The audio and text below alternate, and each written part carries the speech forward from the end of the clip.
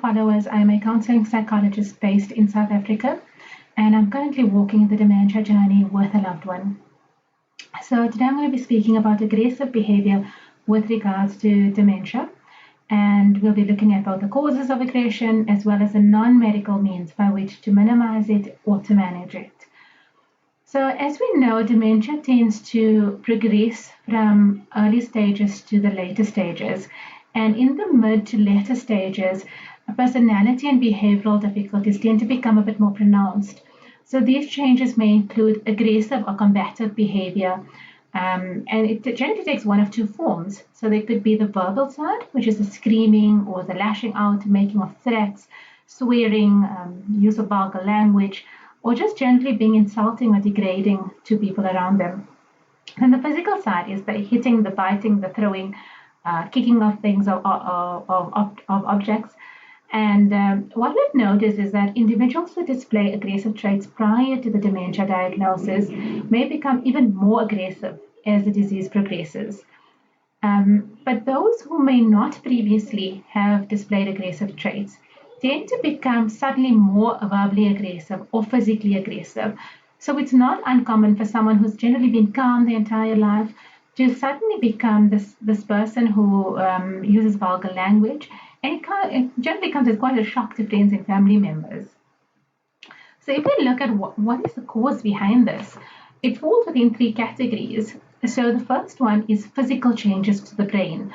So dementia can begin to impact on the part of the brain which controls impulse. And when it does, that's when the individual with dementia may speak in a way in which it seems, or behave in a way in which it seems that they have no filter. So the first category is physical changes to the brain. Then the second category is aggression relating to physical causes. So it could be pain, it could be illness, it could be the environment, it could be the diet. And then the last category is aggression emanating from emotional causes. So the individual could be feeling lonely, they could be feeling bored, they may be feeling distrustful, or maybe just a sense of loss of control that they're experiencing in that moment. Think about aggression as an iceberg. So the tip of the iceberg is what we would, as caregivers, would notice. So the tip of the iceberg represents the anger outburst. So we would see or experience the anger outburst. But what we don't often recognize is what's below the tip of the iceberg, what's below the ocean surface.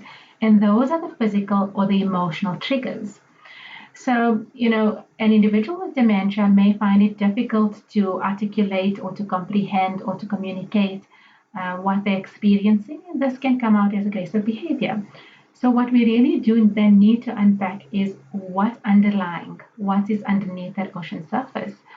So when I say that, what I mean is perhaps, for example, check for physical pain. Check if the individual is in discomfort in any way or form. Notice if they're being triggered by particular people or particular situations, and determine if the aggressive behavior happens more at a particular time of day. So for instance, you might notice that they become more aggressive in the evenings. And this is because when the lights are turned down, there's a lot more shadows and they feel fearful, they feel anxious, and they're not sure how to communicate this. So this comes out as anger. Or it could be in a particular place, a place which is new or unfamiliar to them, and they're feeling a little bit more vulnerable in that space. Also consider maybe the person just is feeling a little bit tired, exhausted because their sleep patterns have changed, and this makes them display the anger instead of communicating the need for rest. They may be feeling hungry, they may be feeling thirsty, or just generally uncomfortable in some way or form. It's important to identify the potential problems in the environment. So it could be temperature, it could be lighting, it could be even, just not having access to the bathroom or not knowing where to find the bathroom. And this leads them to feel a little bit more aggressive. So those are some of the ways in which to understand what's underneath the anger iceberg in helping to manage the symptoms a little bit better. So perhaps let's look at some additional strategies to minimize the aggressive behavior. So when I speak about additional strategies, I'm looking at more proactive means of addressing the aggressive behavior. So one of the ways would be to reduce the demands on the individual. So aggression often results when the individual is feeling very overwhelmed. They are unable to cope with the demands in their environment.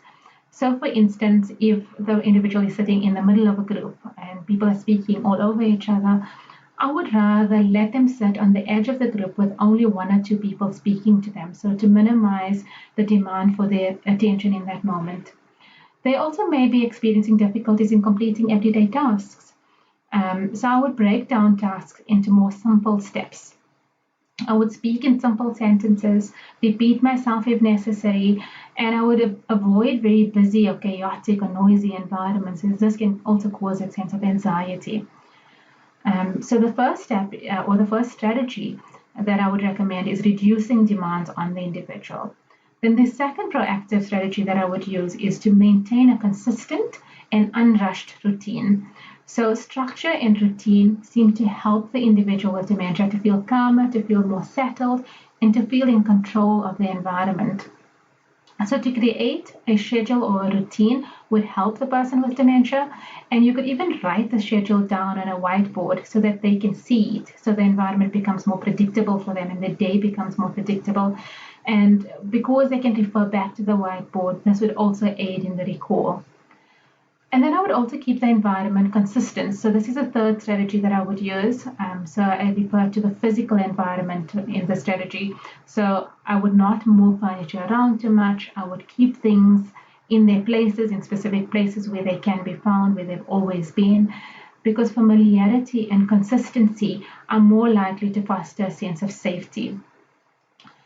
So, for instance, if you do go about using these strategies and you're still confronted by the individual with aggressive behaviors, I would recommend not arguing or not confronting the individual when they're in the state.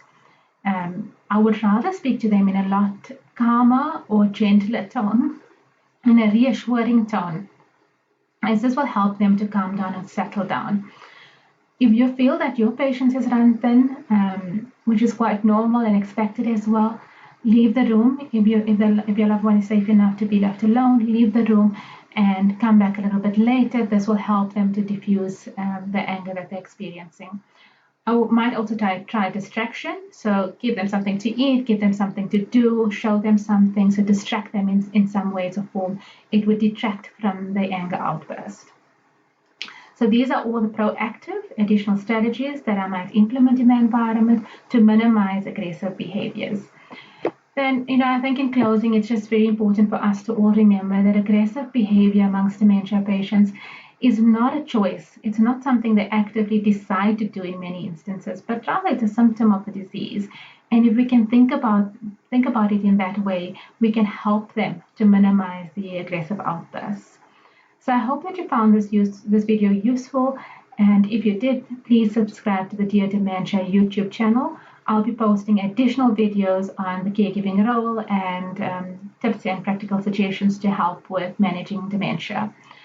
I wish you all the best in your caregiving journeys, and thank you.